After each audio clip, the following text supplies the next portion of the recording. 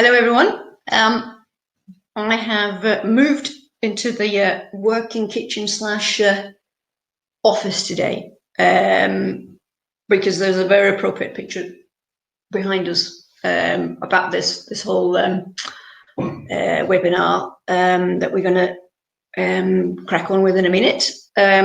Just very briefly, I am Natasha, and I'm going to host your webinar today, and this is something that I'm very sort of passionate about. I'll sort of speak to you first and foremost as an experienced breeder, owner of bitches, have bred quite a few litters over the years. Also got the pleasure of having a couple of stud dogs, and of course puppies, both some that I've kept from the litters, but also have bought in from other breeders. There's a chat function, just to let you know again, I'm just going to repeat just in case you didn't all hear about it. I'm not going to answer any questions that you place on the chat function at the moment, just because I'm going to try and focus and concentrate a little bit about the webinar. So it's a little bit, webinar works a bit like you attend some lecture somewhere, and it's always easier not to sort of stop and start because you're answering questions all the time. But very, very welcome to put any questions in there, and also to email afterwards with any more questions that might pop up for you guys. I'm just gonna turn this off in a minute like this, and then I'm going to share my screen, and hopefully I shall be able to find that one there. Hopefully you can see that, everyone. And let me just have a quick look here and see if we can start the presentation here. There we go. So we're going to talk about giving the puppies the best start in life. That is not starting when you buy the puppy. It actually starts earlier than that. So briefly, what we're going to talk about here is brief introduction. Nutrition and breeding, does it make a difference? Puppy and puppy beginning, really, weaning in the first 8 weeks, joint health and diet, or puppyhood as well. These are, as I mentioned, all subjects that are quite close to me, because I've got quite a lot of experience, first-hand experience, good and bad, because no litters are the same, no puppies are the same. So there's room for a little bit of flexibility sometimes, and we're going to talk a little bit about that. I should also mention to you guys that we will make the webinar available for a replay later on. So if you need to sort of pop out and do something else, you can do that. Of course, it'd be great if you stayed. But if you do that, then not a problem. Pop out. You will get a link for the actual webinar later on as a YouTube link. Right, very briefly. Now, diet and other animals, because we do know that diet has got an effect, should I say rather. We know from other breeds, or sorry, other animal types, because of lots of research, that we can affect dairy cattle's different things with dairy cattle. We can affect feed. We can make that change the milk fat percentage. We can feed to change the milk to the protein in the raw milk, and we can feed to change the overall milk yield. Horses, again, we can feed to improve performance and also feed to improve fertility. And when you start with nutrition and breeding, then of course we start just before, even before the puppies are here on the ground with us. We start with our bitch and before mating, and it's a great idea just to, once you decided, to mate a bitch, just to make sure that you need to keep her in shape and just plan ahead, really. There's a few things we're going to go through now which we know are going to affect just the whole ability of the bitch to actually carry a litter. We know, for instance, also that we can, with the dog sperm, we can also affect their fertility as well.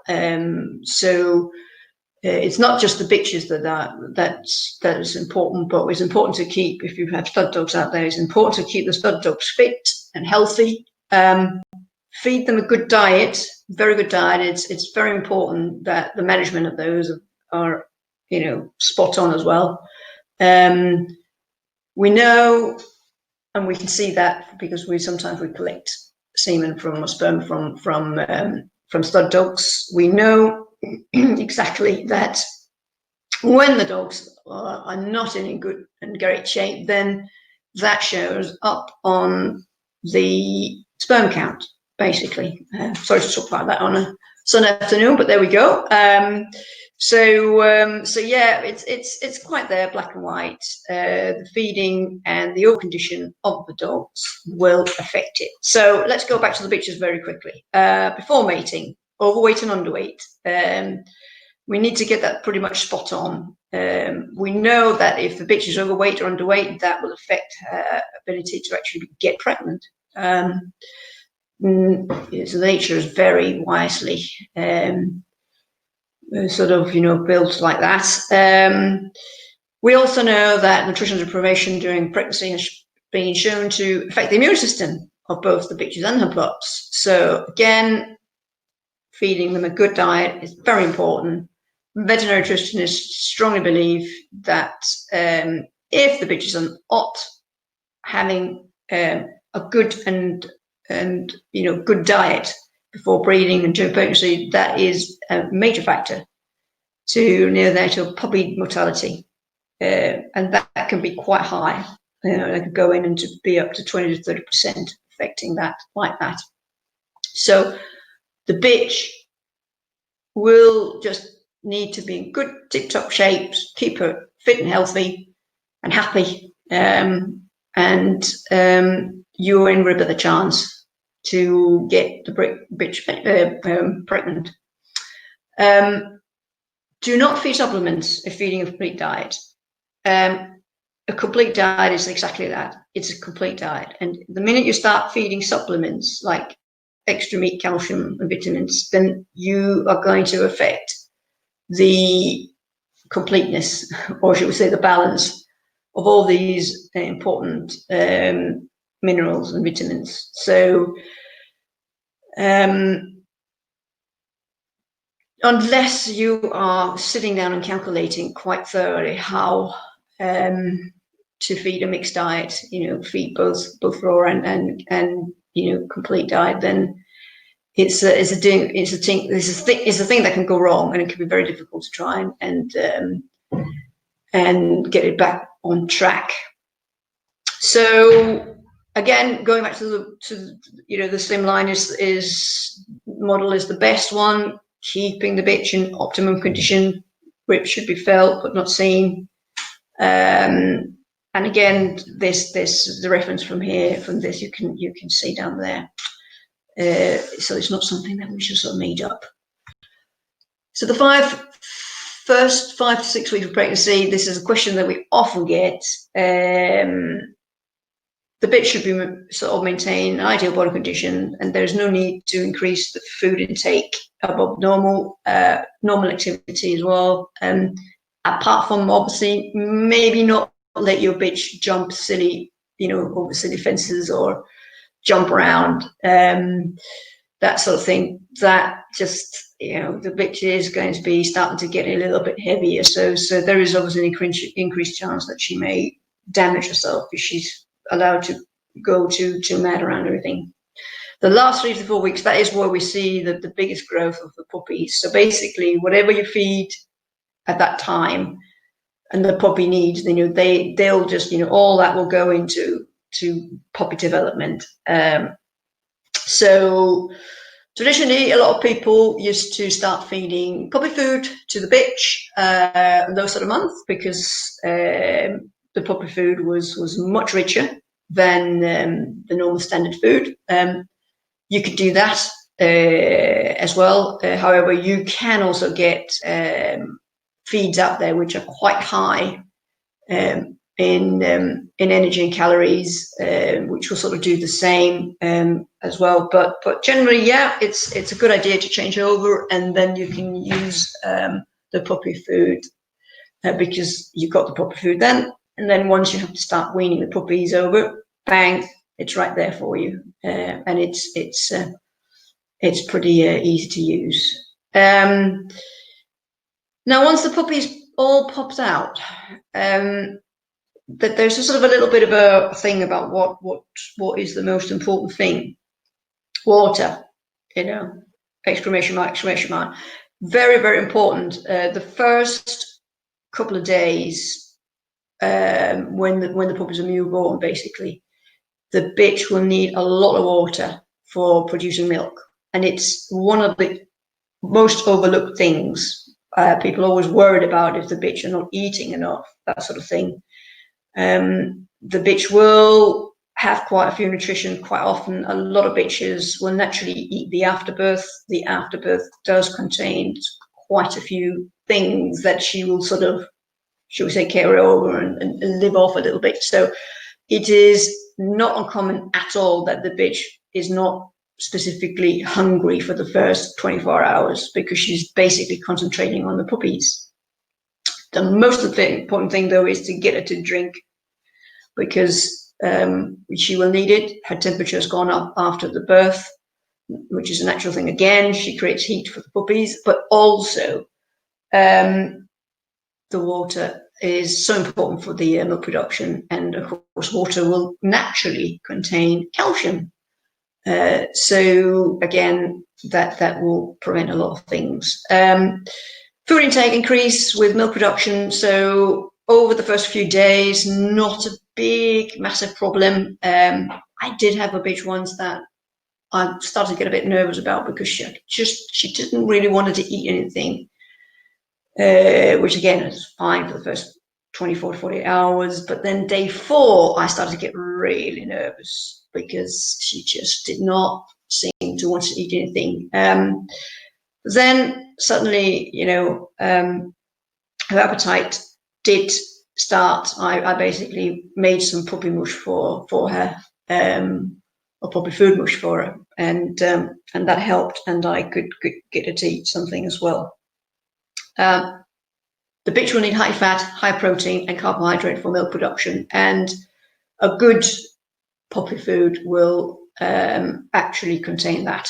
So feeding your bitch a very good puppy food during this lactation period is absolutely recommended.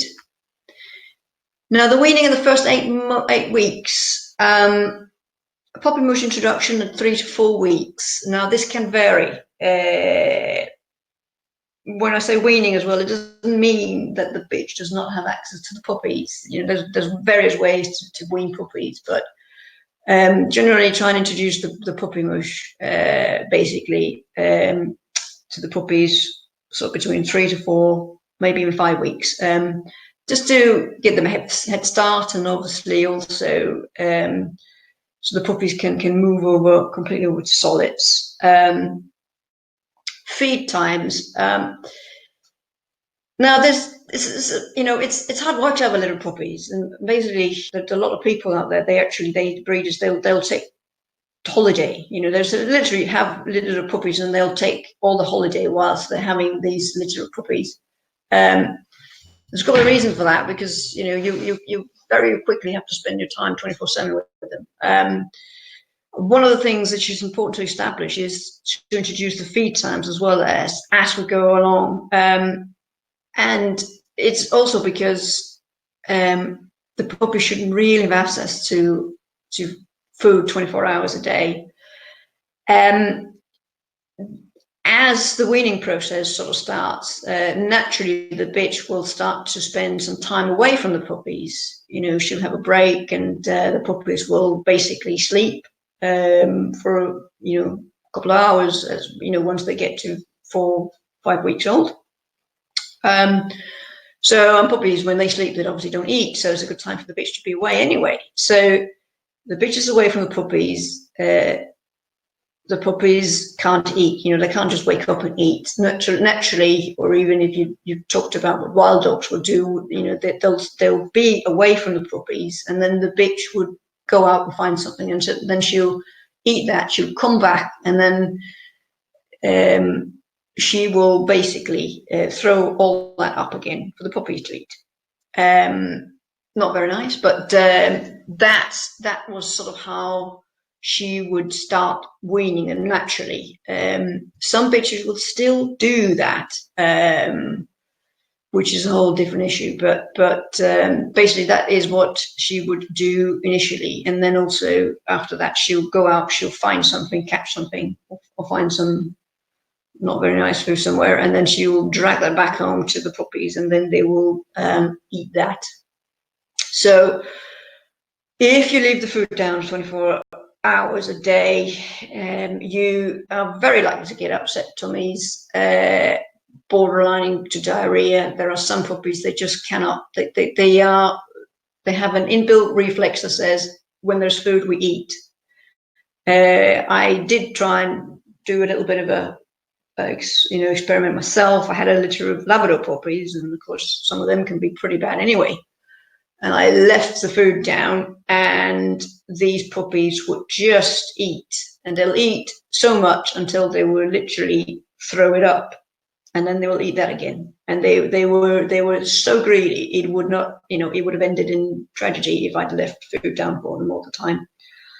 And very much diarrhea would have ended up. So try and get some feed times in, 4 times a day, 5 times a day. It's a good routine for the puppies to have initially, also because eventually when the puppies have to leave to the new homes, then they've got those feed times, and you can tell them to your new puppy owners. One thing to just think about is the growth rate differ. The small breeds, fully grown at 12 months old, just about there. Officially 12 months of age, regardless of breed, is when we can hip and elbow score. So that's the time where it's considered that the actual joints have, you know, sort of like fully developed. But there are other things on larger giant breeds which are still developing and growing. The larger giant breeds are fully grown at 14 to 18 months, and that's one of the reasons why that we've got a special food for the large giant breeds, and making sure that they're not growing at a completely mad rate too quickly. Calcium, I'm just having this down here because this will all be calculated a complete feed, so you don't have to worry about it.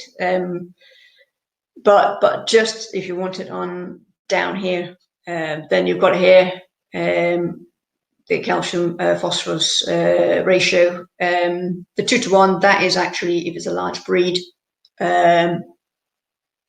puppy, or even, you know, 1.8 to 2 to 1, I think it is. It can vary a little bit, but that is what you have. It's definitely different compared to the phosphorus calcium ratio of smaller breeds, which is pretty much 1 to 1.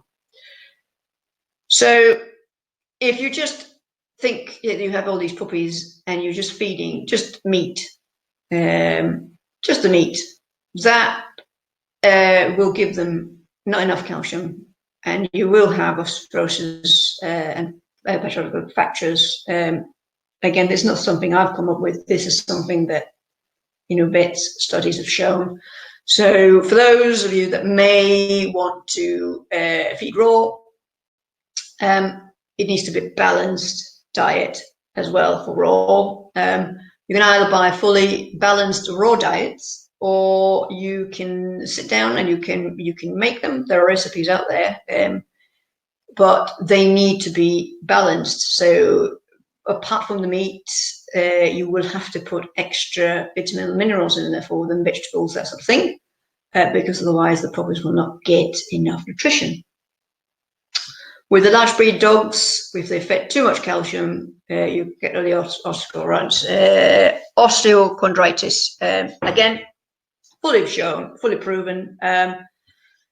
Some of the vets, the specialized vets out there, are actually pulling the hair out because they keep trying to tell this to people, that this is something that they see, and of course they will, have to operate and have the problems when these sort of thing happens. So these are things which are perfectly preventable by us taking care and feeding them. So for those of you who's got puppies and have bought them, hopefully you've got them from a good breeder who's sort of up to date with all these sort of things. And for you who's breeders out there, it is really worth thinking about. So you might have seen this, the puppy joints. The 2 weeks old puppy on the left, as you might be able to see there, here, there's this, there's nothing there to connect anything. This is sort of like just tissues and tissue connecting, ligaments, that sort of thing. And up here as well, this is where all the hips are supposed to be, not developed yet. And down here as well, I mean, there's obviously a reason for that slightly. The practical nature side of things is also that if you've got a puppy and the bitch is not necessarily lay on them, because that would be terrible, but if sometimes it can happen that she accidentally stand on them or something like that, then she won't break anything, because there's nothing really to break there. There's nothing that she can destroy in terms of joints really, if she has by accident standing on them, because they're not connected yet. And by this time here, the puppy 2 weeks, this is just before they start to crawling about a bit. They can kind of like crawl a little bit in the puppy box, but there's nothing really happening here. Now 4 months old, it looks quite different already. You can see that there are actually hip joints here, and things have sort of start to all come together. Remember these ones here, guys. Remember these hips and the rest of the joints. I haven't got pictures of the elbows, but same for the elbows. These joints here, these are the ones we all worry about, whether we've got large breeds or small breeds. And they are just about getting, fully developed and carry on. We also know that these are something that we can partly affect through the diet. Now, I'm just going to quickly just talk about the obesity and the joints, because this is something that relates a lot to our puppies, and something that we can prevent. We can actually, via our diet, prevent some of this stuff happening. There are something obviously genetic, genetics, that's one thing, with the sort of say that through the breeding, that sort of thing, and the hip schemes and that sort of thing, you can say that the puppy have been dealt X percentage via the hereditary and the genes, but we can help, and we can actually make sure that the hips and the joints and the rest of the dog is as healthy as possible. Obesity at the moment, this is what the vet sees as the biggest threat to health, quite frankly. Increased risk with rapid weight gain, especially within the first 6 months of the dog's life. So the lifetime in Labradors, again, it's they've spent a lot of time looking at these, and they were x-rayed for 8 years. So going all the way from early stages, early sort of, puppyhood, then going all the way up to the 8 years of age. And again, less is better. Dogs giving, should we say, 25 less feed than a sort of a free type of diet kind of thing. The ones who was giving 25 less calories or less food compared to the ones with free access, they had less prevalence and less severe psoriasis. Very clear. Again, the calorie restrictions, if you restrict them, again, as I say, when we talk about calorie restrictions, is that we are, as human beings, we are in control of the calorie restrictions. You know, even if your dog go out and mooch some rabbit poo or whatever, there is no calories. You know, there are no calories in rabbit poo. So although it's not very nice, they won't get anything extra out of it. You know, the big calorie pot that we are in charge of is basically the food and the treats that we give them. And again, we know that if we keep the dogs lean, it is an important factor to the joint health. And it's a big study that's shown this. So, yeah, the poor dog here in the picture here was, when I saw it, let me just sort of go back. Oh, so I couldn't do that. When I saw it, then initially, I thought it was quite an old dog from the way it behaved, but that dog was actually only 6 years old, and it behaved as if it was 13 years old. So that wasn't very nice to see. That the owners were in process of putting, you know, that was their why they were in the vet. They were in the process of enrolling into sort of a diet for their dog. That's unfortunately one of the things that the vet seems to be very busy with at the moment, running diet schemes rather than to perhaps concentrate on, you know, very big health issues. But at the moment, as mentioned before, the obesity just seems to be the biggest cause of a lot of health issues that we find in our dogs. Body score condition, or body condition score rather. You might have seen this before. Again, you're going to get this, and you can see this. This really is not that difficult. Well, it is a bit, but ideal, just like that. There is a 4 as well, and sort of between the 4 and the 5. That's sort of what they say is the ideal. For a lot of people, the 7 looks quite all right. Yeah. But if you look up from up the top there, this is the problem here, that there's no little nip in there.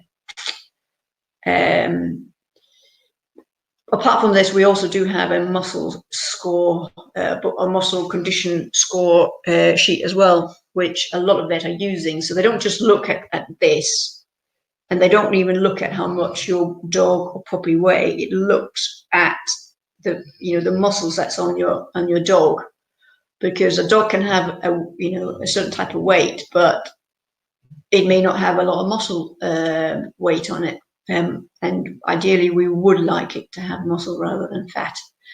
So there you go. I'm just going to quickly use that. That was one of my old dogs, actually, the dog that was in the picture behind me. Not a lot of fat on here. And it's basically just muscle. That's a Labrador. Quite different to the one that you saw in the other picture of the overweight Labrador. For those of you who's got puppies, we're still just touching on this obesity thing, I'm afraid. I know it's very tempting to want to give them a bit extra. And again, it's something that is you could do to spoil the puppy a bit, give it a bit of different sort of thing. If you are one of the people who like to feed a combination of raw and complete, this is something that you need to think about. Please do try and calculate this out, because if you have a puppy and you're adding 20 grams of tripe plus 4 chicken wings to 120 grams of complete puppy food, this is again the thing here is complete. Okay, the extras, the tripe and the chicken wings, which doesn't sound of a lot, that provides 24% of the total calorie amount alone. So that means that by doing that, you are actually feeding 29% more than the puppy actually needs. It will get 51.8% of its calories from fat alone. That's a lot. This, again, is important. Calcium, phosphorus. Just look, the complete puppy food, that's fine. That wasn't a problem with the calciums and phosphorus before we started adding extra. And because a tripe contains a lot of phosphorus, and then there's the chicken wings and all that sort of stuff. And once you then calculate all that up, it gets too much of the calories and the fat, basically. But it also suddenly now doesn't get enough of the calcium and phosphorus because we've messed it up with adding the extra stuff. So that's something to think about. You can't just sort of say, should we add extra stuff to a complete diet? You need to calculate it out, or you might run into problems. Again, just briefly the skeleton growth and the problems in obesity. Less energy and calcium phosphorus levels should be lower than standard small breed puppy for large breed puppy food. And that is basically the difference. So if you have a large breed puppy, and a large breed puppy is sort of internationally defined as a puppy who will gain an adult weight or end up with an adult weight of more than 15 kilograms. That is a large breed puppy, and we would like them to not grow too quickly. And the way to do that is just to make sure it's kept lean and fit and healthy, and basically make sure that the diet, and that is the difference between, for instance, our large breed puppy food and our other puppy foods at the beginning. For instance, the large breed puppy version will have less energy in it, and the calcium phosphorus again is lower, and it's got a different ratio, and this is simply because we want to make sure that we get this right, and the puppies will basically get the best start in life.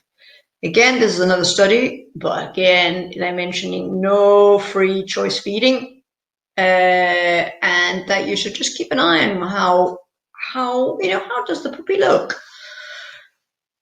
Basically, when they get from 8 weeks to up to about 11, 12 weeks, the puppies will look very puppyish. Once they get to about 12 weeks of age, they start to change body shape, and they will lose the, she was in inverted commas, the roly-poly puppy look. And they kind of will get a little bit longer in the legs, and yes, they start to look thinner because they start to sort of grow in different directions. So they won't have that roundy, tummy, puppy kind of look. So if you're a puppy owner and you like the little puppy, roly puppy kind of look, you'll have that for the first few weeks, but it'll very quickly disappear, and it should disappear. The other effect, or the other problem that can be as well with the large breed puppies, is that puppies do not have a mechanism to protect against too much calcium. So if you give them extra somehow,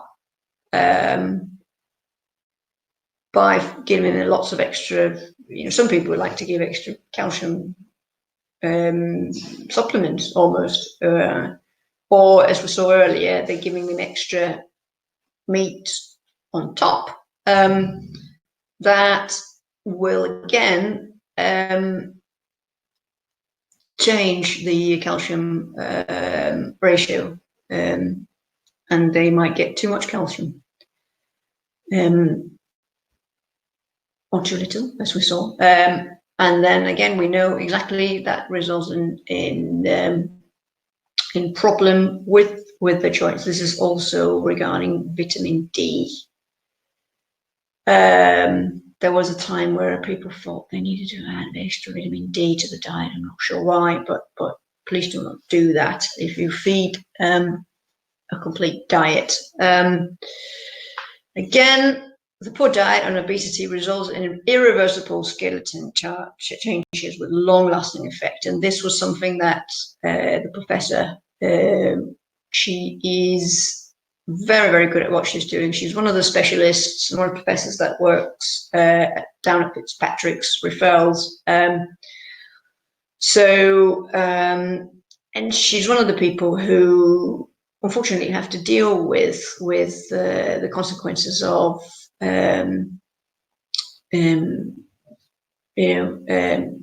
poor diet or wrong diet, or at least having to deal with puppies that or dogs that have got problems with joints and so on, and joint health. So it was something that she was very, very sort of determined on telling people.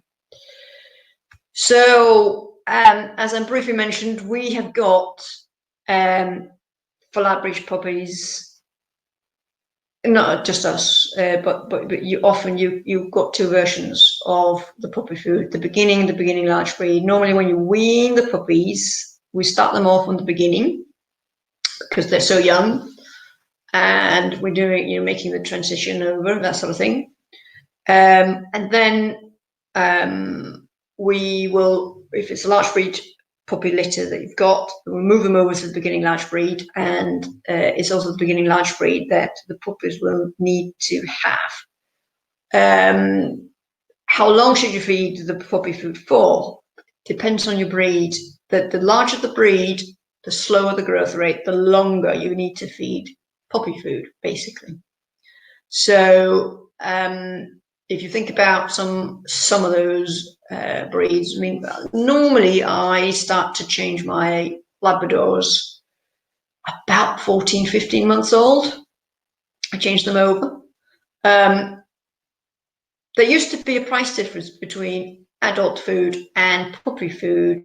That is a sort of, with a lot of feeds, ours, for instance, that price difference has gone away. It used to be that the adult food was much cheaper than the puppy food. So that for some people, it was maybe something that you'd look at and think, okay, my puppy is now 6 months old. It's all right now. I can move it over to adult food.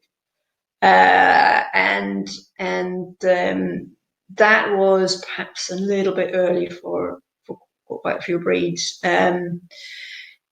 So now, hopefully, by changing, because we changed the quality of the puppy food is very, very good, and there's no price difference anyway. So there's no augmentation in price saying, look, I'm going to save money by changing to adult food. We haven't got that issue anymore. So if you've got a giant breed, the large breed puppy food, keep them on that for, sort of a good sort of 14 to 18 months, if it's giant breed. The smaller breeds, you can change them over any time, I would say, sort of after 12 months of age.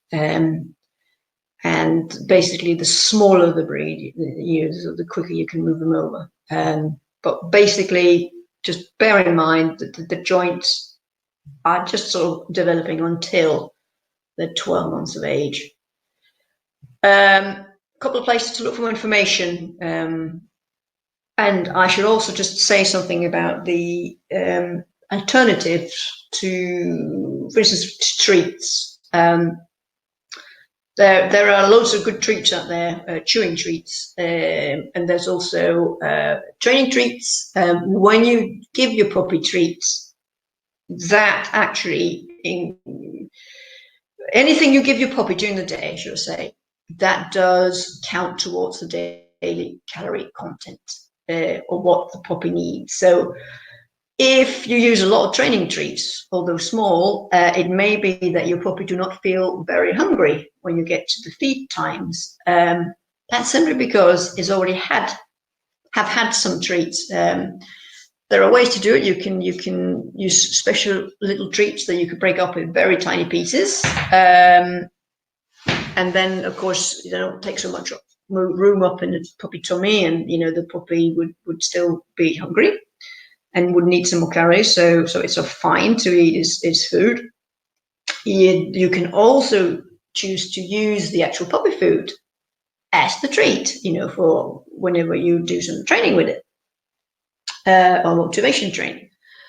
That's the way to do it. You just have to remember that whatever you give to your puppy during the day counts towards the daily calorie intake. So you may need to just cut down the portion size slightly. The guides that are on the bags and also on our website, they are that exactly, guides. So you have to remember that even puppies and puppies' activity level can vary hugely. Even within a litter, you'd get some that will, just seem to be more quiet, more laid back than its litter mates. So that's something that you need to take into account when you feed as well. There are healthy and sort of very low calorie treats out there.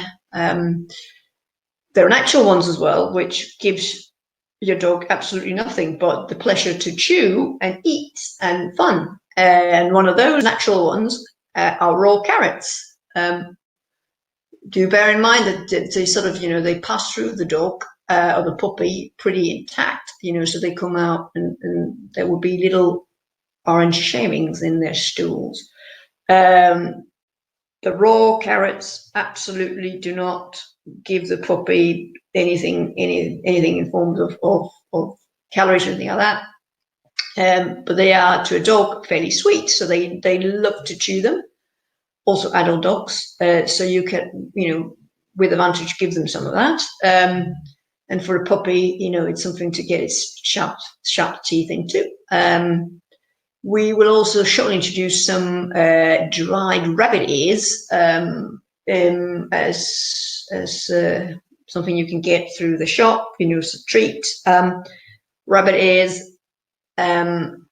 very good for chewing, and just nothing.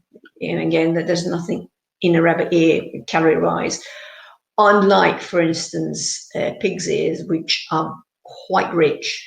And if you give your puppy or dog pig's ears, you will need to cut some of your daily sort of portioned feed diet down a bit, because again, there's quite a few calories in there.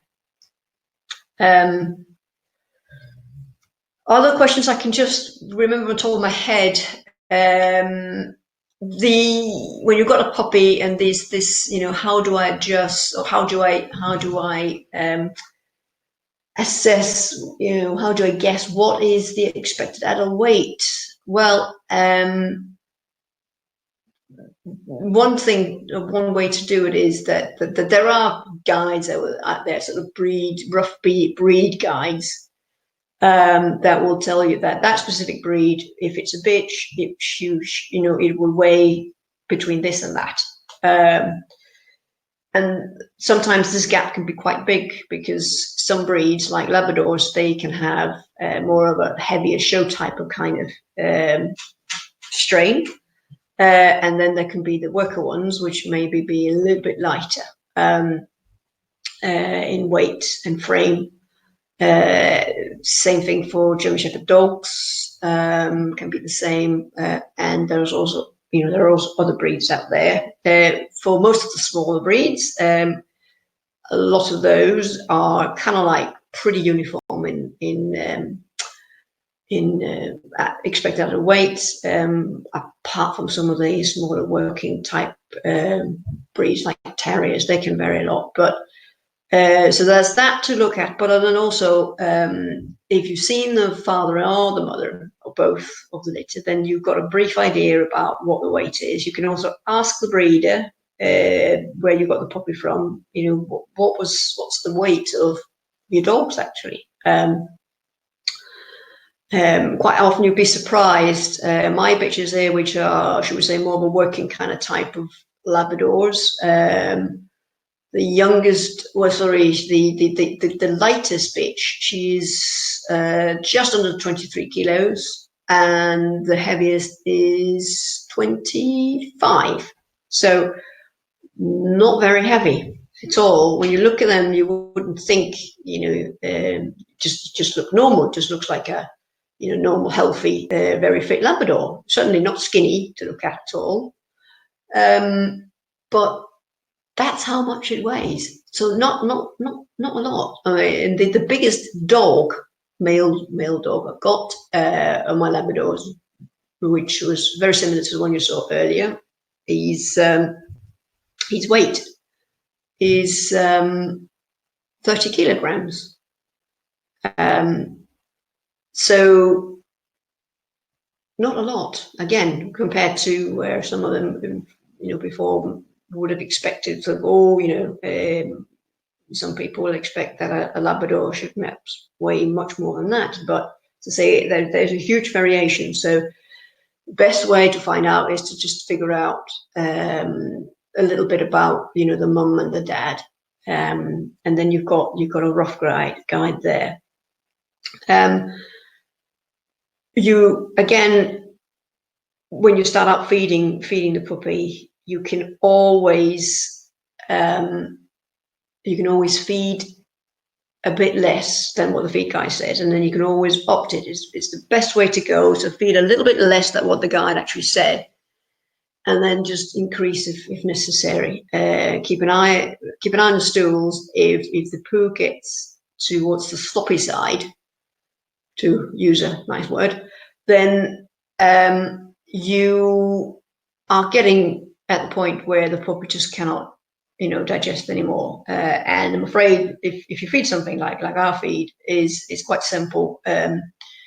It's quite easy digestible. So whatever goes in, it'll use whatever, it takes out what it can of the food, what it needs, and then I'm afraid the rest will come out. And if it's too much that it gets, it'll come out. It very often will be quite a lot of poo, and it would also be in form of some sloppy poo. Do be aware that there are some breeds out there which are affected by the weather a bit. If you've got a dog which is quite short-coated, and now where the weather changes a bit and it gets colder, they are a bit like us. They haven't got a lot of protection, those short-coated dogs. So if they start to feel a bit cold, and they can be a bit like us, and that'll sort of go into the tummy, and that can actually affect slightly what comes out the other end as well.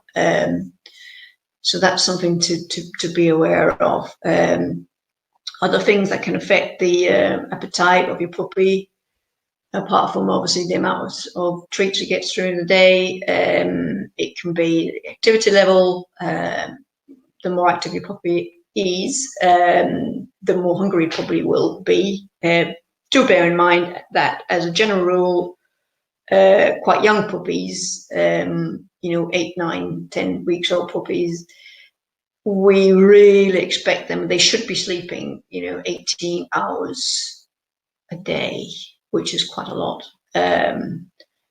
So they shouldn't really be activated all the time. They should have time to lie and sleep. So that's something just to bear in mind as well. Get in touch, please, if you want to know more. Absolutely get in touch, either by the email address, or you can have a look at our website. There's plenty of information on there, feed guides, what have you. And as you can see there, I've got one of these short-haired dogs as well, and she can be quite affected by the weather, and also the amount of calorie intake. That, you know, she needs a bit more food than the rest in the winter time, because when she's outside, she spends a lot of time outside, because she's just haven't got a double coat like a Labrador has. Right, I shall just stop sharing this for a moment, and we are pretty much at a stage now where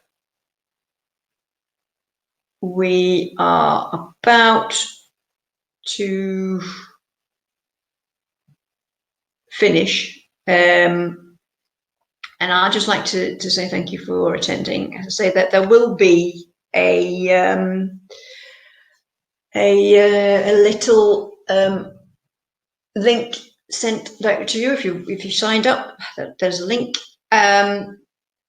for this webinar, which makes you which can actually allow you to carry on and skip parts of it if you like.